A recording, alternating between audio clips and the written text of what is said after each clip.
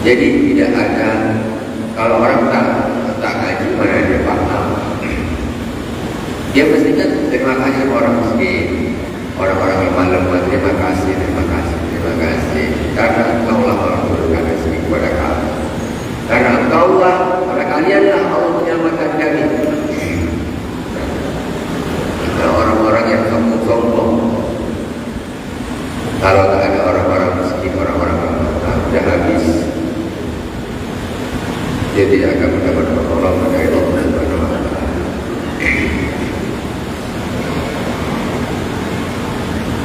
Ini hadis jelas.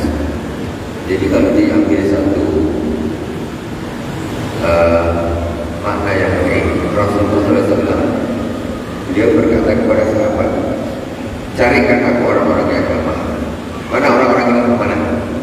Carikan, karena kalian ini diberi pertolongan, kalian ini diberi karena orang-orang yang lemah. Jadi kita harus apa kita peduli kepada orang-orang yang lemah kalau ingin mendapat pertolongan dari Allah. Harus peduli kepada orang-orang yang lemah kalau ingin diberi rezeki oleh Allah Subhanahu wa Ta'ala. Gak ada ceritanya orang yang suka membantu orang-orang yang lemah jadi melarat, gak ada ceritanya. Ada rezeki Allah silakan tanpa belajar. Macam-macam tak punya duit, tapi nanti ada. Kenapa nolong orang lemah? Itu menyebabkan lancar dari rezeki, ditolong sama Allah Subhanahu wa Ta'ala. Ini dua perkara yang luar biasa. Rezeki lancar, terus mendapat pertolongan Allah. Nah, apa tak enak? Ada orang rezekinya lancar, tapi tak dapat pertolongan Allah. Dia tak senang hidup, tak senang. Duit banyak tapi ada masalah tak bisa. Susah itu. Kaya tapi susah. Nah itu. Kaya tapi susah. Jadi bukan orang susah itu bukan orang tak punya duit saja. Ada orang kaya tapi susah. Kenapa? Banyaknya masalah yang menimpa itu. Akhirnya itu tak nyaman. Nah, itu dia cuma ada rezeki tapi tidak mendapat pertolongan dari Allah Subhanahu wa Ta'ala. Kuncinya apa? Perhatikan orang-orang yang lemah, fakir, miskin, anak yatim, orang-orang perempuan yang lemah.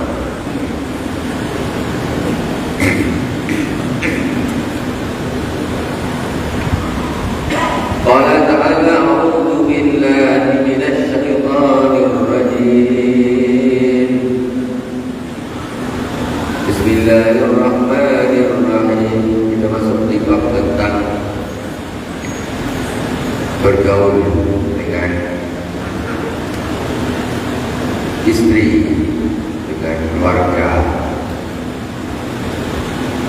Allah Subhanahu wa Ta'ala berfirman, wa asyiruhunna bil ma'ruf. Intinya apa?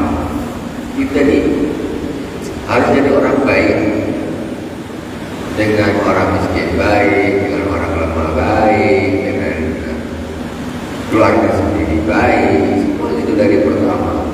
Intinya itulah Rasulullah SAW. Wa asyiruhunna bil ma'ruf, dan bergaulilah istri-istri dengan baik.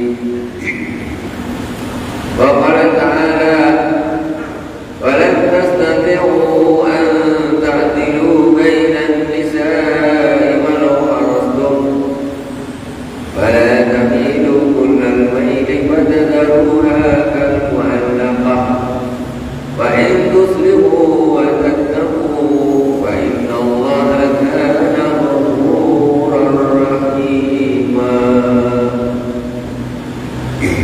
Kalian tidak akan pernah bisa adil antara istri-istri. Kalau kalian menginginkan,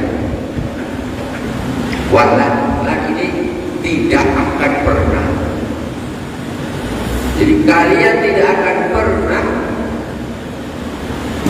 bisa adil antara istri-istri. Walaupun kalian itu menginginkannya untuk adil tersebut, kok bisa macam mana?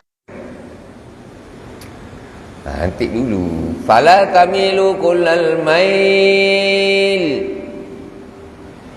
Maka janganlah engkau cenderung kepada salah satunya atau sebagiannya dengan sepenuhnya, sehingga fatadharuha kal mu'allaqah, maka kau tinggalkan yang lain seperti wanita yang tergantung. Maksudnya gini, ayat yang pertama, wa in tuslihu wa tattaqu fa innallaha kana ghafurur rahima. Kalau kalian berlaku baik dan kalian bertakwa, sesungguhnya Allah Maha Pengampun dan Maha Penyayang. Jadi maksudnya begini, Allah Subhanahu wa taala pertama berfirman, walan tastati'u an ta'dilu bainan nisa walau harastum. Jadi kalian tidak akan pernah dapat berlaku adil antara istri-istri kalian walaupun kalian sangat ingin berbuat demikian. Maksudnya gini, ini adil perasaan. Seorang suami tidak akan bisa secara perasaan, secara hati ini kok nak adil sama-sama, nggak bisa. Mesti di situ akan ada kecenderungan, mesti ada. Lebih suka yang ini, mungkin yang ini cerewetnya berlebih, yang ini tak banyak omong. Jadi maksudnya rasa simpati itu mesti tidak bisa sama. Itu sudah lumrah dan itu tidak dosa. Itu tidak dosa. Ketika seorang suami kecenderungannya, senangnya itu ada lebih ke salah satu istrinya, hati ini, itu tidak dosa karena lumrah. Ibarat contoh seorang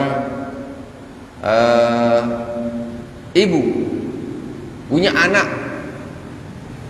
4 orang anak, itu mesti ada di dalam hati secara jujur dia akan ada lebih suka kepada salah satunya.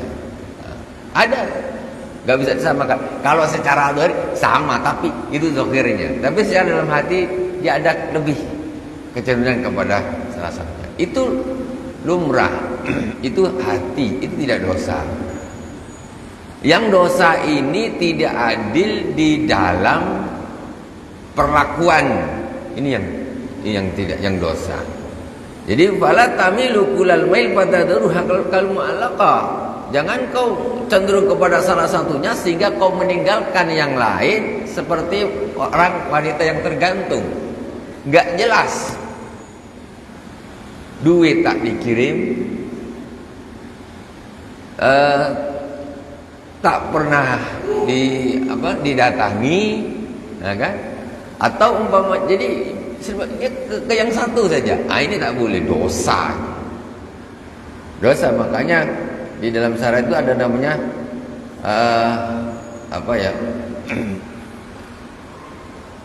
pembagian hari itu ada. Jadi sehari di sini, sehari 2 hari sini, 2 hari sini atau 3 hari ini, itu ada pembagiannya seperti itu. Itu harus ada. Tetapi kalau untuk urusan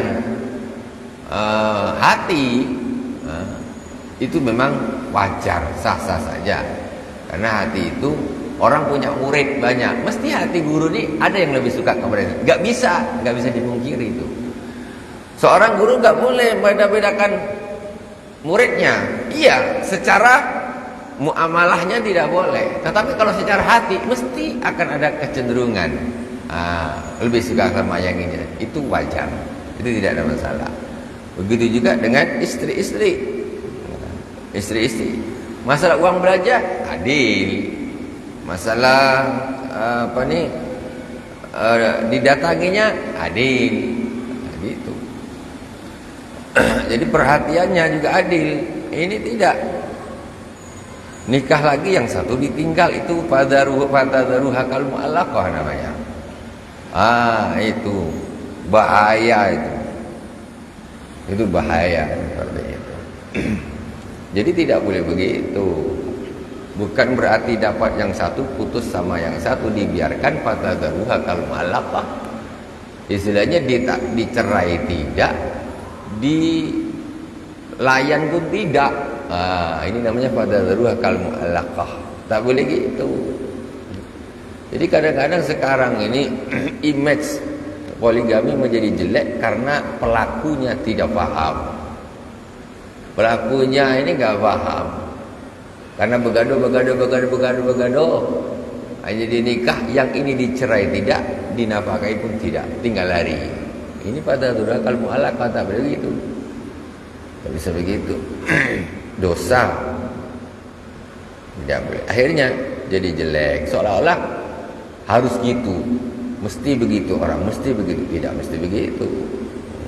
Wa in tuslihu, firman Allah, kalau kalian ini berlaku bagus, wa tattaqu, dan kalian bertakwa kepada Allah, fa innallaha kana ghafurur rahim, maka Allah Maha Pengampun dan Allah Maha Penyayang. Enggak apa-apa kalau kau memang berlaku baik, kau bertakwa kepada Allah, mana kewajibanmu, mana ini ya secara zahir adilnya dilakukan, maka Allah Maha Pengampun lagi Maha Penyayang. Pokoknya adalah ya kesalahan sedikit-sedikit, karena kan susah berumah tangga seperti itu. Membagi seperti itu kan tidak bisa seperti membagi roti dipotong dua lurus. Itu pun susah. Roti membagi dua yang lurus betul pun susah, apalagi yang seperti itu. Jadi lebih kurangnya fa innallaha kana ghafurur rahim. Yang penting hati ini betul-betul niat tidak mau menzalimi orang lain, apalagi istrinya sendiri. Fa innallaha kana ghafurur rahim. Allah Maha Pengampun. Nah, tentulah ada sedikit-sedikit kesalahannya. Jadi tidak boleh nekat, tidak berlaku adil.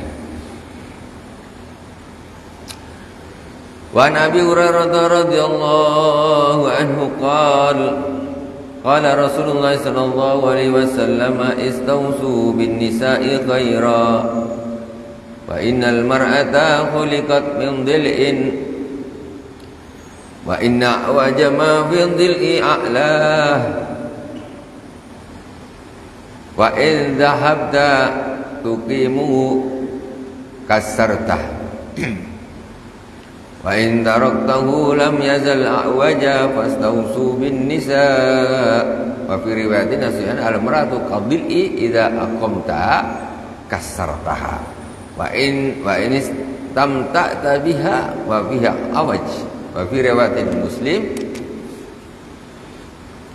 al mar'atu khuliqat min dil'in la yastaqima laka ala tariqatin wa in istamta'ta biha wa fiha iwaj wa in dhahabta tuqimuha kasarta wa kasruha talaquha.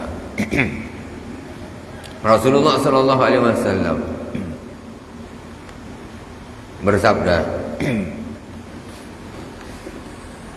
istausu bin nisa'i khaira, berpesanlah kalian dengan orang-orang, dengan istri-istri dengan bagus.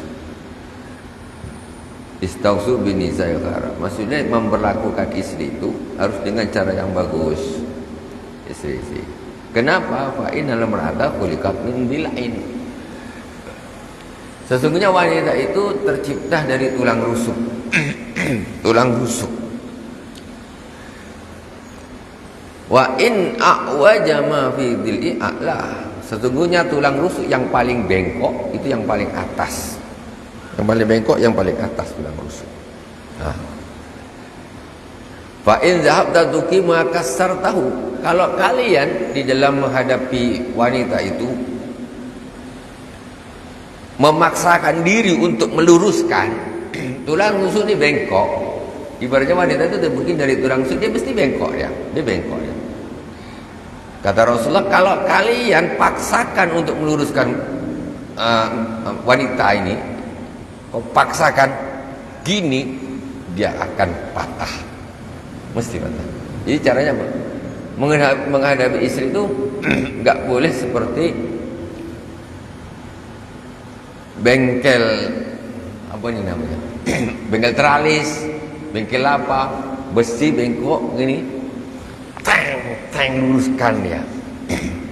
Itu besi, kalau tulang rusuk gini kan, patah dia. Jadi macam mana cara? Ya harus pelan-pelan.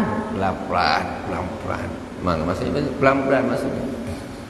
Nah, kalau kalian luruskannya, maka engkau akan mematahkan dia. Dipaksakan untuk lurus, ya memang dia dari tulang rusuk dia mesti bengkok. Kau tak bisa nak lurus macam penggaris itu, tak bisa. Wa in taraktahu lam yazal wajah. Tapi kalau kau biarkan saja dia, lantaklah. Emang perempuan tu dari tulang rusuk dia memang bengkok. Aku dah tak bisa luruskan, lantak dia lah. Tambah kacau kalau digitukan. Maka dia akan terus bengkok saja. Tapi caranya apa? Tengah-tengah. Diluruskan tapi pelan-pelan. Kalau kau luruskan secara keras dia akan patah. Kalau kau biarkan dia tak diluruskan, dia akan selalu bengkok terus sampai kapanpun. Tapi yang repotnya sekarang, kadang-kadang mohon maaf, bukan mentang-mentang saya ini laki-laki, nak bela laki-laki, taklah. Tapi kata Rasulullah ini kan, perempuan itu tercipta dari tulang rusuk, makanya dia bengkok. Maksudnya dia ada sesuatu yang memang harus diluruskan. Yang repot nih apa? Seorang wanita dia dah merasa lurus. Ini repotnya. Dia ini dah merasa lurus, jadi diluruskan ini dah tak mau dia. Kan aku ni dah lurus, nak diluruskan apa lagi? Coba dia merasa. Wahai para wanita-wanita, Rasulullah SAW mengatakan perempuan itu diciptakan dari tulang rusuk, dan tulang rusuk itu adalah bengkok. Maka kalian semua ini adalah bengkok, dan kalian itu perlu diluruskan. Maka ketika diluruskan, kalian jangan sudah merasa lurus, berperang jadinya. Aku dah betul, aku disalahkan terus, salahkan terus. Perempuan itu memang bengkok. Ini Nabi yang bilang, bukan kita. Cuman itulah masalahnya. Kadang-kadang mereka merasa sudah lurus. Ini yang jadi masalah. Akhirnya berperang tiap hari tak selesai. Yang satu nak meluruskan, yang satu merasa sudah lurus. Kacau lah. Periuk jangan terbang pula, miring. Ayah ni kayak gini nih. Balikkan ke Rasulullah. Atau ingatlah para laki-laki, perempuan itu memang bengkok. Usah kau paksakan, patah ya. Yang patah tu yang macam mana? Ceraikan aku, kata dia. Sudah. Dah gitu, dah habis, mentok tak bisa pokoknya. Kalau tak nak aku pergi ke pengadilan. Ini namanya kau sudah mempatahkan wanita itu. Hanya tahu-tahu ada panggilan. Bapak bulan dipanggil pengadilan agama tanggal sekian, tanggal wah, kapan dia pula nyetor ke sana? Lah patah tu namanya tulangnya. Sudah patah. Jadi yang kayak macam mana jangan sampai ke tahap yang seperti itu. Susah. Jadi serba salah. Dibiarkan, dia akan tambah bengkoknya tambah parah. Diluruskan secara kuat, dia akan justru patah. Tengoklah laki-laki yang suami umpamanya niatnya sebenarnya bagus, nak meluruskan istrinya, tetapi kalau terlalu keras mungkin akan berakhir di dalam dengan penceraian, patah tulang. Jadi yalah, asal tak bengkok-bengkok sangatlah, luruskan sikit gitu. Jangan bengkok sangat, susah nanti kalau bengkok sangat. Jangan dibiarkan, tetap diluruskan. Istausu binisa'i khaira. Wastausu binisa'i khaira, kata Rasulullah. Maka berpesan baiklah dengan istri-istri, perempuan-perempuan. Mutabaqun alaih. Wa bisain al-maratu qadil'i idza qamtaha kasarta wa in istamta'ta biha baqiya awaj. Di dalam hadis yang lain, wanita itu seperti tulang rusuk. Tulang rusuk. Ini tulang rusuk. Mana ada tulang rusuk lurus? Kalau tulang rusuk lurus ginilah dia. Mesti dia bengkok, dia mengikut alurnya perut ni, mesti dia bengkok. Kalau tulang rusuk lurus keluar dia, naudzubillah. Tak. Jadi istri itu seperti tulang rusuk. Kalau engkau meluruskannya, engkau akan mematahkannya. Fa in istamta'ta biha wa fiha lawat. Tapi kalau kau biarkan saja, maka dia akan bengkok selamanya. Wa fi riwayatin li Muslim, inna al-mar'ata khuliqat min dhil'in. Menurut Imam Muslim, mirip-mirip saja. Ini hadis riwayat Imam Muslim. Rasulullah mengatakan sesungguhnya perempuan itu diciptakan dari tulang rusuk. Lan tastaqima laka ala tariqatin. Dia tidak akan lurus. Dia tidak akan lurus dengan satu tarikah. Maksudnya kalau dipaksakan, dia tidak akan lurus apabila dipaksakan. Wa in istamta'ta biha wa biha. Tetapi kalau kau biarkan dia, lah sudahlah, malas aku, penat juga, nak luruskan pun susah, biar ajalah, maka dia akan selamanya bengkok. Wa in dhahabta tuqima kasartaha wa kasruha talaquha. Kalau engkau berusaha meluruskannya, ya, pokoknya harus lurus ini, maka engkau akan mematahkannya. Wa kasruha talaquha. Yang namanya mematahkannya yaitu talaquha, mentalaknya. Sudah enggak bisa lagi. Enggak bisa lagi bersama, akhirnya terjadi talak atau cerai. Wa an Abdillah ibni Zam'ata radhiyallahu anhu annahu sami'a an-nabiy sallallahu alaihi wasallam yaqtubu wa dzakara naqata walladhi aqaraha wa qala Rasulullah sallallahu alaihi wasallam idza ba'asa ashqaha imba'atha la rajulun azizun arimun mani'un birahtih. Summa dzakara an-nisa wa ba'adha fihinna faqala ya'midu ahadukum wa yajlidu imra'atahu jaldal abdi. Masyaallah. Wala'allahu yudaji'uha min akhir yaumih. Summa wa'adakum bi dhahikihim min ad-dartah wa qala lima yadhaku ahadukum mimma yaf'al. Hadis diriwayatkan oleh Abdullah bin Zam'ah. Kata Sayyidina Abdullah bin Zam'ah, saya mendengar Rasulullah sallallahu alaihi wasallam bersabda, bercerita tentang naqah, unta. Naqah itu untanya mukjizat, untanya Nabi Saleh. Walladzi aqaraha, untanya Nabi Saleh, dan cerita orang yang melukai, yang membunuh untanya Nabi Saleh. Tengok orang dulu, mukjizatnya Nabi Saleh, untanya Nabi Saleh dibunuh oleh ini. Rasulullah pas khutbah cerita itu. Faqala Rasulullah sallallahu alaihi wasallam, kemudian Rasulullah sallallahu alaihi wasallam bersabda, idzam ba'asa asqaha imba'asa laha rajulun azizun arim. Ketika bangkit orang yang paling celaka di antara mereka, yaitu seorang laki-laki yang amat kuat dan gagah perkasa, azizun airimun mani'un birrahtih, gagah perkasa, yang amat kuat gagah perkasa, yang memang disegani oleh kaumnya. Kemudian dzakara nisa, ini cerita yang kedua. Rasulullah bercerita tentang perempuan-perempuan di khutbahnya.